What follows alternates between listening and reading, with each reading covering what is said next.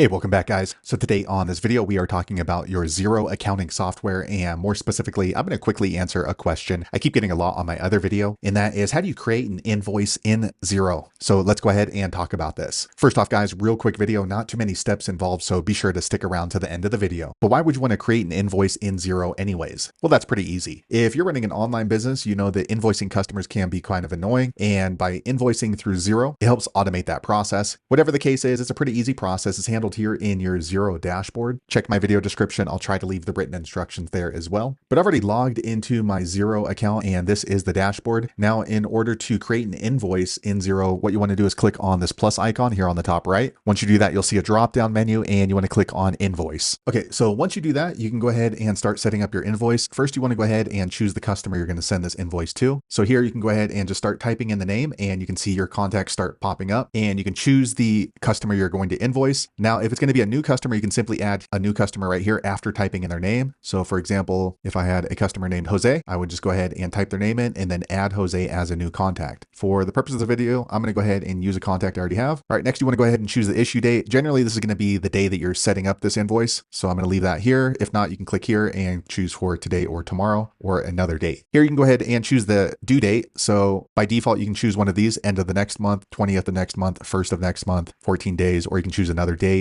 So for me, I'll usually bill 30 days out. So we'll go ahead and choose this as December 6th. Okay, here you can go ahead and choose an invoice number. Default, it's going to be written like this. But if you have a unique invoice number that you usually send out, you can go ahead and just type that in. Here you can go ahead and add a reference if you want to, and that way it helps you search for this invoice in the future. Online payments, if you set this up, they're going to be able to pay directly through your invoice. If you need help setting that up, go back and watch my other video that describes setting up payments in your Xero account. All right, next we want to go ahead and just start adding in what we're invoicing for. So let's go ahead and type in a description. So we'll do YouTube marketing and we're going to do quantity 1, price we'll do 3,500. And then here you can go ahead and put this which type of account. So we're going to do a service, and the tax rate, you can go ahead and set up different tax rates. So that way you can just easily click on it. For this one, this is tax exempt. Okay, here you can see it's already tallying up. Now what you can do is you can go ahead and add this as an item. So that way next time you can just click here and then choose the item. You don't have to type it in every single time. And once you're done, you can go ahead and add in another item here and it's automatically going to start tallying that up. Now, if you need to attach a file, so maybe if you did a, I don't know, like a house walkthrough or some sort of specific file you want to include with this invoice, you can click here and upload a file directly into the invoice, which is nice. Here you can go ahead and add different notes that are related to this invoice. Like maybe you talked to them 1 week ago, or the invoice is pending, or they're thinking about it. You can go ahead and add that right here, add note. Okay, so once you're done adding all this information into your invoice, you can go ahead and click up here on the top right, this blue button, and approve an email. And what's going to happen is Xero is going to automatically send this invoice out as an email. If you don't want to send it out immediately, you can just click on the blue arrow next to it and you can approve it. Or if the customer is there with you in person, you can approve and print the PDF. Or if you communicate with your customer, you can go ahead and use this one right here. And if you communicate with them with a text message, you can just text them a link. So for me, I'm going to go ahead and do approve. Okay, so now you can see this invoice is ready. So I can come back in here and print it off if I want, or I can go ahead and send it out to them via email or with the link that we talked about earlier. Now, if your customer does pay you in person or with a check, you can come in here and just click here, add a payment. All right. And you can go ahead and notate how they paid you, when they paid you, and how much they paid you, and even if they make a partial payment. So there you have it, guys. If you're wondering how to create an invoice in Xero, that's the easiest way I know how to do it. If you know an easier way, be sure to leave a comment below. Let the rest of us know how you did it. Hopefully you found that video useful. If so, click thumbs up or maybe consider subscribing to my channel, and I hope to see you on the next video. Thanks again for watching.